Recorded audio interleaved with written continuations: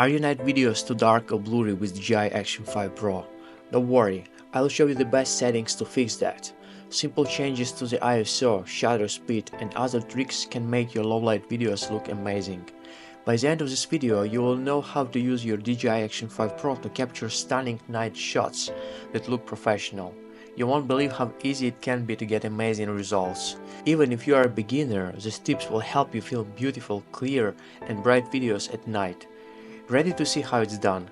Let's jump in. And in today's video, I will show you exactly what you need to do in order to configure your camera in the way that you can use it in a low light condition, when you can go like for different Christmas events and making sure that you have great memories captured on your video camera. On DJI Action 5 Pro, what you need to do, I would always suggest to use a regular video mode, because a low light mode is not so configurable as a regular video mode. Most likely your faces and everything around will be a bit cartoony. So in regular video mode, you need to go to the settings, you need to open exposure, most likely it will be auto by default, and you can start playing around with ISO. I would suggest to put it as low as possible. Footage filmed with a low ISO already has the advantage of being clean and free of noise, but to really make it stand out, editing is a key. Adjusting the exposure and the contrast can bring out rich details and give your video a dynamic feel. Balancing highlights helps control the bright spots, while enhancing brilliance adds depth and vibrancy to the scene. Subtle tweaks to clarity and sharpness ensure your video looks crisp and professional without losing the natural feel. As you've just seen, that ISO has been lowered and image quality now is definitely better because the noise has been reduced. Another thing, I would highly recommend you to play with your shutter speed. Again, if you go to video settings, click on exposure, and here it is.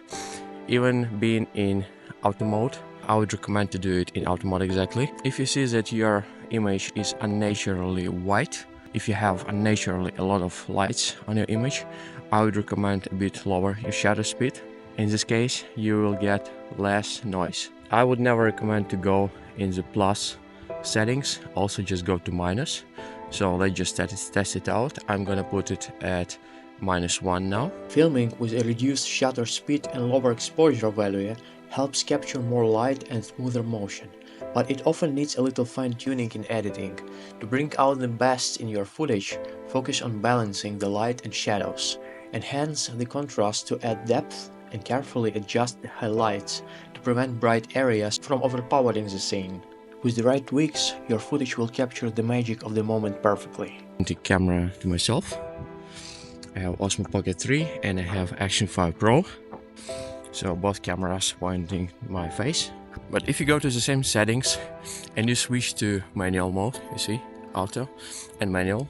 In this case, you can select the time of your shutter just manually. So you can play around in here. You'll see that at a very bright day, in order to reduce the exposure to the light, you can set it to the highest number, but if it's all light condition like it is now, of course the shutter is the best to set at the slowest rate. The same you can play with ISO.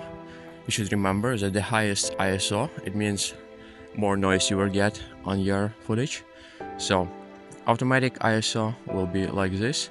It means the camera will automatically pick which one you want to choose. Let's just try around with shutter set to 1/30 and ISO set to 400. Confirm. This is sunrise. Well, it's actually 15 minutes before sunrise. It's just a dawn. So what do you think now? It's not the whole truth yet. Forget about the wide lens or ultra wide, just select a standard lens. As it is recommended by DJI, wide lens has been specifically dedicated to use underwater. It's like the same standard lens, but in order to use wide angle underwater to reduce the refractive distortions, it's like equivalent focal length 12 millimeters.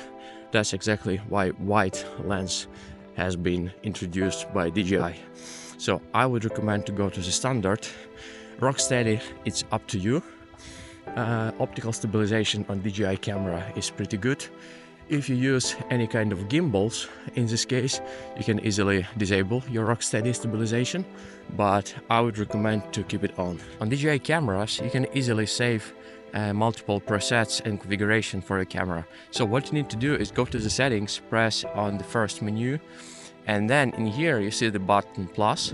You can just press on it, and that's exactly, you can also select the icon for what exactly you want to use it. Yeah. And here below you also see the entire configurations that you decided to pre-configure for your camera. After pressing the confirm, you can now switch easily between multiple configuration, or if you want to remove it, you can just press on this button, delete, and that's it. The thing is super helpful, especially if you are switching your camera settings often because of different environmental conditions and different lights around you, and if it's changing every couple of minutes and you simply don't want to reconfigure your camera again and again. I really hope that you found this information useful for you and you were enjoying this video. Don't forget to leave the comment, hit the like button, subscribe. See you in the next one. Bye.